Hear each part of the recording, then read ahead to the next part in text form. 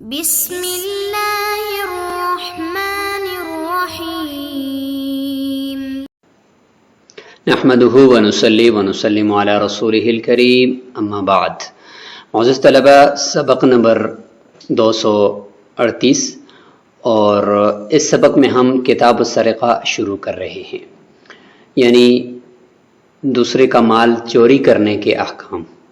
تو اس کے اندر بھی ایک حد ہے اور وہ ہے ہاتھوں کا کاٹنا۔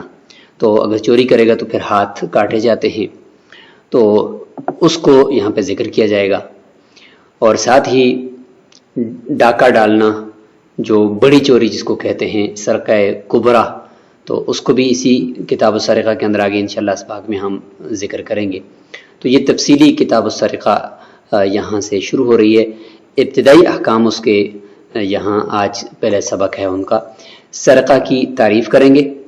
اور یہ سرقہ کی تعریف خود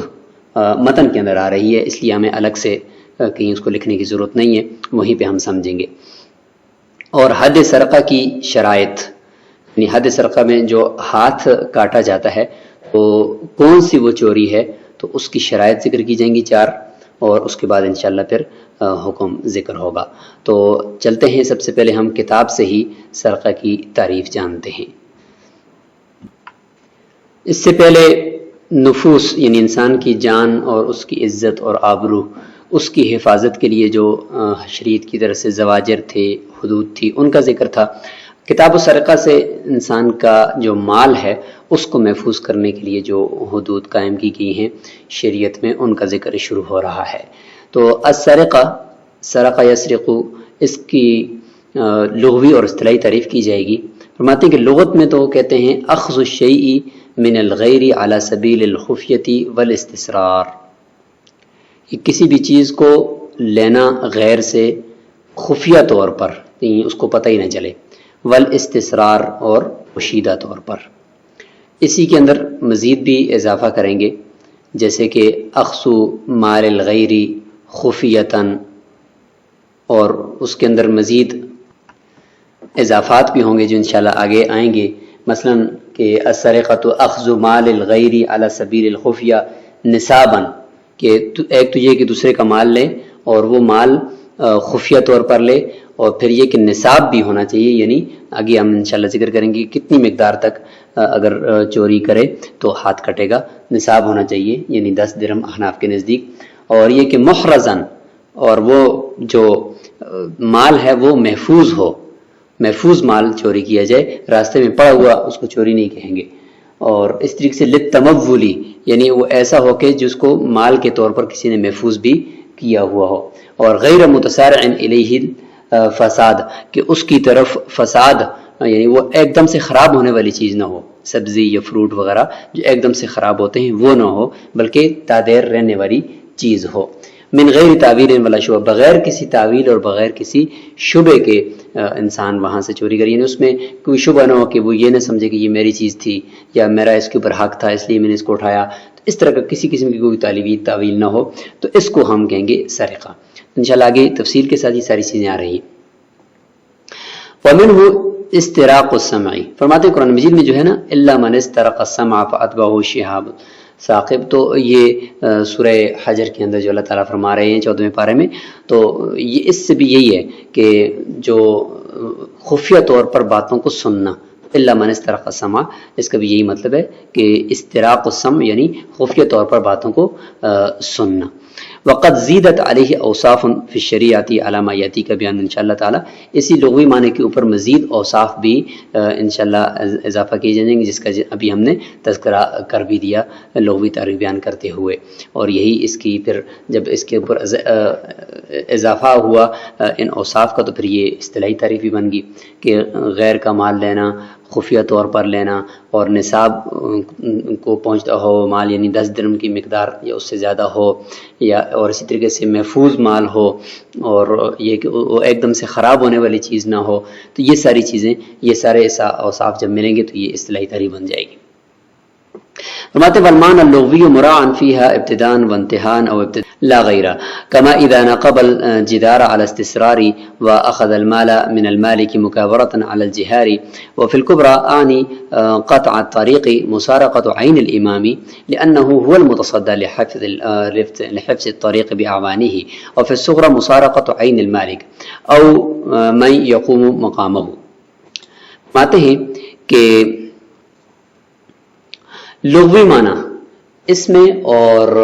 اصطلاحی معنی کے اندر مناسبت بھی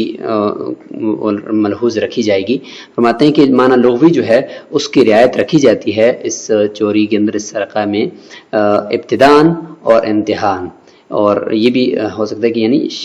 فیہا کا معنی شرعی تعریف کے اندر اور اس کی اصطلاحی تعریف کے اندر لغوی معنی کی بھی رعایت رکھی جاتی ہے. ابتداءً بھی یعنی چوری کا جو واقعہ ابتدا سے ہوتا ہے تو اس میں بھی رکھی جاتی ہے کہ خفیہ طور پر انسان چوری کرتا ہے، تو اس کو بھی لغوی معنی کا اعتبار اس میں کیا جاتا ہے. اور انتہاءً بھی ہوتا ہے، اگر دن کے وقت چوری ہو تو ابتداءً بھی خفیہ ہوتا ہے اور انتہاءً بھی اس کو خفیہ رکھا جاتا ہے تاکہ چور جو ہے وہ اپنی بھی جان بچائے اور اسی طریقے سے وہ جان بچا کر چوری کر کے نکل جائے. تو اس لیے وہ ابتداءً بھی خفیہ ہوتا ہے اور انتہاءً بھی خفیہ ہوتا ہے، تو لغوی معنی وہاں پہ پایا جاتا ہے. اور ابتداءً لا غیر، یہ ہے کہ صرف ابتداءً معنی لغوی کا اعتبار ہوتا ہے، یعنی خفیہ طور پر، یعنی ابتداءً تو خفیہ طور پر ہوا، اور لا غیر یعنی انتہاءً نہیں ہوتا، کیونکہ انتہاءً کبھی کبھار رات کے وقت جب چوری ہوتی ہے تو رات کے وقت مدد تو عام طور پر انسان کو نہیں پہنچتی، تو اس لیے کبھی ایسا ہو سکتا ہے کہ پہلے خفیہ طور پر اندر داخل ہوئے اور پھر جا کر اندر اسلحے کے زور کے اوپر وہاں سے چیز کو انہوں نے اٹھا لیا. تو بہرحال یعنی چاہے ابتداء ہو یا انتہاء ہو، جہاں پر بھی ہو، لیکن اگر خفیہ معنی کا وہاں پہ لحاظ رکھا جاتا ہے تو چوری اسی کو کہیں گے کہ جہاں پر خفیہ طور پر کوئی چیز اٹھائی جائے، چاہے وہ ابتداء خفیہ ہو اور انتہاء بھی خفیہ ہو، یا صرف ابتداء خفیہ ہو انتہاء نہ ہو، تو اس کو ہم سرقہ ہی کہیں گے، اس کی وجہ سے ہاتھ کٹے گا. مثال دے رہے ہیں صرف دوسری مثال کی، یعنی ابتداء جو ہے وہ خفیہ رکھا چور نے اور بعد میں اس نے اس کو وہ اسلحے کے طور پر اس نے جا کر لے لی چیز. کما اذا نقب الجدار علی الاستسرار، یعنی پہلے تو دیوار کے اندر سوراخ کیا چور نے خفیہ طور پر، واخذ المال من المالک، چونکہ رات کا وقت ہے مثلا تو رات کے وقت مال جا کر لے لیا مالک سے، مکابرۃ علی الجہار یعنی زبردستی کرتے ہوئے اور اس کے اوپر زبردستی کرتے ہوئے اور اس کے اوپر تشدد کرتے ہوئے اس سے لے لیا. حلال جہار کا معنی ہو جائے گا یعنی بالکل آمنے سامنے آ کر اعلانیہ طور پر اس نے آ کر اسلحے کے زور پر قتال کرتے ہوئے چوری کر لی. تو دیکھیں ابتداء تو خفیہ طور پر ہے نا، تو لہٰذا یہاں پر بھی ہم اس کو سرقہ کہیں گے اور اس کی وجہ سے بھی ہاتھ کٹے گا. وفی الکبریٰ، اب دوسری مناسبت ذکر کر رہے ہیں. ایک تو معنی لغوی اور معنی اصطلاحی کے درمیان مناسبت یہ ذکر کر دی کہ ابتداء بھی رعایت رکھی جاتی ہے لغوی معنی کی، اور انتہاء بھی کبھی کبھار اس کی رعایت رکھی جاتی ہے. تو لغوی معنی اور اصطلاحی معنی میں یہ ایک مناسبت ہے. اسی طریقے سے فرماتے ہیں کہ وفی الکبریٰ، دوسری مناسبت ایسی ہے لغوی اور اصطلاحی معنی میں کہ جو سرقہ کبریٰ اور سرقہ صغریٰ دونوں کو شامل ہے. وفی الکبریٰ جو سرقہ کبریٰ ہے یعنی قطع طریق، راستے کو لوٹنا یعنی ڈاکہ مارنا، اس کے اندر بھی دیکھیں تو یہ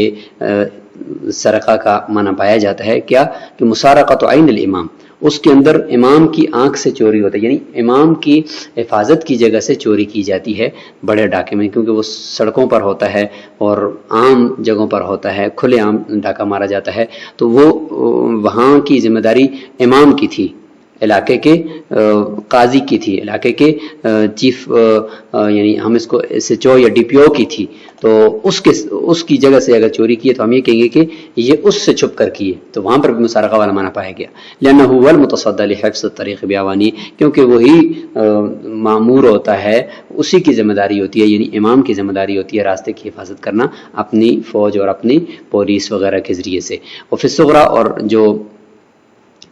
چھوٹی چوری ہے یعنی سرقہ صغرا جسے کہتے ہیں، اس میں مالک کی آنکھ کے سامنے سے چھپ کر چیز چوری کی جاتی ہے، یا اس شخص کے سامنے آنکھ کے سامنے سے چھپ کر چیز چوری کی جاتی ہے، یقوم مقامہ جو مالک کے قائم مقام ہوتا ہے، جیسے کہ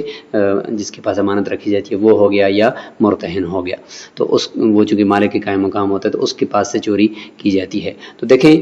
اس میں بھی سرقہ کا معنی یعنی چھپ کر خفیہ طور پر کسی چیز کا چوری کرنا دونوں کے اندر پایا جاتا ہے، سرقہ کبریٰ کے اندر بھی یہ معنی پایا جاتا ہے اور سرقہ صغریٰ کے اندر بھی۔ تو یہ صرف محض ایک مناسبت بتائی گئی ہے لغوی معنی کے اور اصطلاحی معنی کے درمیان۔ وَإِذَا سَرَقَ الْعَاقِلُ الْبَالِغُ عَشَرَةَ دَرَاهِمَ أَوْ مَا يَبْلُغُ قِيمَتُهُ عَشَرَةَ دَرَاهِمَ مَضْرُوبَةً من حرز لا شبهة فيه وجب عليه القطع، والأصل فيه قوله تعالى والسارق والسارقة فاقطعوا أيديهما الآية، ولا بد من اعتبار العقل والبلوغ لأن الجناية لا يتحقق دونهما، والقطع جزاء الجناية، ولا بد من التقدير بالمال الخطير لأن الرغبات تفتر في الحقير، وكذا أخذه لا يخفى فلا يتحقق ركنه، ولا حكمة الزجر لأنها فيما يغلب۔ اب یہاں سے حد سرقہ کی وہ 4 شرائط ذکر کی جائیں گی۔ سب سے پہلی شرط تو یہ ہے کہ چوری کرے ایسا شخص جو عاقل اور بالغ ہو، یہ سب سے پہلی شرط ہے کہ وہ مکلف ہو اور شریعت کے احکام اس کی طرف متوجہ ہوں۔ اور دوسری شرط یہ ہے کہ 10 دراہم یعنی نصاب پورا ہونا چاہیے چوری کا، تو ایک ایسی رقم یا ایسا مال چوری کرے جو عام طور پر خطیر ہو، یعنی جس کو کچھ کہا یعنی اس کو کچھ اہمیت بھی دی جا سکتی ہو کہ یہ ایک خطیر مال ہے اور قیمتی مال ہے۔ اور ما یبلغ قیمتہ 10 دراہم مضروبۃ، یا یہ ہے کہ تیسری شرط یہ ہے کہ وہ دراہم چوری کی ہے یا دراہم کی قیمت جتنی کوئی چیز چوری کی ہے یا چاندی چوری کی ہے یا سونا چوری کی ہے مضروبتاً، اس حال میں کہ وہ بنے ہوئے ہوں، یعنی ایسا نہ ہو کہ معدنیات کے طور پر جو ڈلی کی شکل میں چاندی ہوتا ہے یا سونا ہوتا ہے اس طرح نہ ہو، بلکہ وہ باقاعدہ ڈھلا ہوا ہو اور اس کے درم بنے ہوئے ہوں، یا کوئی بھی چیز ہے زیور وغیرہ وہ بنا ہوا ہو، تو مطلب یہ کہ اس پہ کوئی نہ کوئی کاریگری ہوئی ہو تو وہ ہو، تو یہ ایک تیسری شرط ہو جائے گی۔ من حرزن، اور چوتھی شرط یہ ہے کہ جگہ جو ہے وہ محفوظ جگہ سے چوری کرے، من حرزن لا شبہۃ فیہ، ایسی جگہ سے چوری کرے جس کے اندر کسی قسم کا کوئی یعنی ایسی محفوظ جگہ جس میں کسی قسم کا کوئی شبہ نہ ہو۔ وجب علیہ القطع، تو فرماتے ہیں کہ ان 4 شرطوں کے ساتھ قطع واجب ہو جائے گی، یعنی ہاتھ کاٹا جائے گا اس حد میں۔ والاصل فیہ قولہ تعالی، اور اصل اور ضابطہ اس میں اللہ تعالیٰ نے خود ہی بیان فرما دیا ہے سورہ مائدہ آیت نمبر 38 میں کہ والسارقۃ فاقطعوا ایدیہما، چوری کرنے والا مرد ہو یا عورت ہو ان کے ہاتھوں کو کاٹ دو۔ ولا بد من اعتبار العقل والبلوغ، فرماتے ہیں کہ یہ جو عاقل اور بالغ ہونے کی شرط لگائی ہے یہ ہونا ضروری ہے، یعنی اس کا اعتبار ضروری ہے، اس لیے کہ لأن الجنایۃ لا يتحقق دونہما، عقل اور بلوغ کے بغیر یہ جنایت متحقق نہیں ہو سکتی۔ والقطع جزاء الجنایۃ، اور یہ جو ہاتھ کاٹا جاتا ہے تو یہ جنایت کی سزا ہے، تو جنایت عاقل اور بالغ ہونے کے بغیر اس کو ہم جنایت نہیں کہہ سکتے۔ ولا بد من التقدیر بالمال الخطیر، اور دوسرے ہے کہ مال خطیر کا ہونا، یہ جو 10 دراہم کا ہے تو مال خطیر ہو، یعنی ایسا مال ہو جو کوئی اہمیت کے قابل مال ہو، تو اس کا ہونا بھی ضروری ہے۔ لأن الرغبات تفتر فی الحقیر، کیونکہ جو انسان کی رغبتیں ہیں تو وہ حقیر چیز میں یعنی کم قیمت چیز کے اندر وہ کم ہوتی ہیں، تو رغبت بھی کم ہوتی ہے۔ وَكَذَا آخِذُهُ لَا يُخْفِي، اور اسی طریقے سے اس حقیر چیز کو لینے والا شخص بھی وہ چھپاتا نہیں ہے اس کو لوگوں سے، تو یہ بھی ہم اگر لا یخفی سے پڑھیں تو یہ مطلب ہوگا، اگر لا یخفا سے پڑھیں تو یعنی اس چیز کو لینے والا بھی وہ خود نہیں چھپتا لوگوں سے، کیونکہ وہ چوری اس کو شمار ہی نہیں کیا جاتا عرف میں۔ فلا يتحقق رکنہ، بس جو سرقہ کا جو رکن ہے کہ ایک خطیر مال جو ایک قابل قدر مال ہو تو اس کی چوری کا ہونا یہ متحقق نہیں ہوتا، تو ولا حکمت الزجری، اور نہ ہی تنبیہ کی جو حکمت ہے وہ ثابت ہوتی ہے، یعنی بہت کم چیز ہے، مثلا چند 1 روپیوں کی چیز اگر وہ کسی نے اٹھا کر لے گیا اور اس کو چوری کر لیا، تو اس میں اگر ہم اس کے اوپر حد جاری کر دیں یا اس کے اوپر سزا جاری کر دیں تو فرماتے ہیں کہ اس میں کوئی حکمت نہیں ہے، لأنها فيما يغلب، کیونکہ حد جاری کرنے کی جو حکمت ہے اور جس کی وجہ سے لوگوں کو تنبیہ ہو، تو وہ ایسے مال میں ہوتی ہے جس کا، یا ایسی چوری کے اندر ہوتی ہے جس کا وقوع غالب ہو۔ تو عام طور پر وقوع غالب کسی خطیر مال کی چوری میں ہوتا ہے۔ عام طور پر جو راستے میں پڑی ہوئی چیزیں ہوتی ہیں اس کی چوری میں اس کا جو وقوع ہے وہ اتنا زیادہ نہیں ہوتا، تو لہٰذا اس میں پھر زجر اور تنبیہ کی حکمت بھی نہیں پائی جاتی۔ ہاں اگر کسی کا مال اگر ایسا خطیر مال چوری کر دیا تو اس کے بعد پھر جب قیمتی مال چوری ہونے کے بعد اگر کسی کا ہاتھ کٹے گا تو اب ایک تنبیہ ہوگی معاشرے کے اندر کہ ہاں بھئی کسی کا جو قیمتی مال ہے وہ نہیں چرایا جاتا۔ البتہ تھوڑا بہت جو ہوتا ہے وہ تو ویسے بھی ایک شخص دوسرے کو دے دیتا ہے۔ تو یہاں تک یہ بات مکمل ہو چکی۔ اب یہ بات کہ وہ نصاب جو ہاتھ کاٹنے کے لیے جس کے اندر چوری کے اندر وہ شرط ہے تو وہ کتنا ہے، تو اس حوالے سے احناف کا اور ائمہ ثلاثہ کے جو اقوال ہیں ان کو انشاءاللہ ہم اگلے سبق میں ذکر کرتے ہیں۔ السلام علیکم ورحمۃ اللہ۔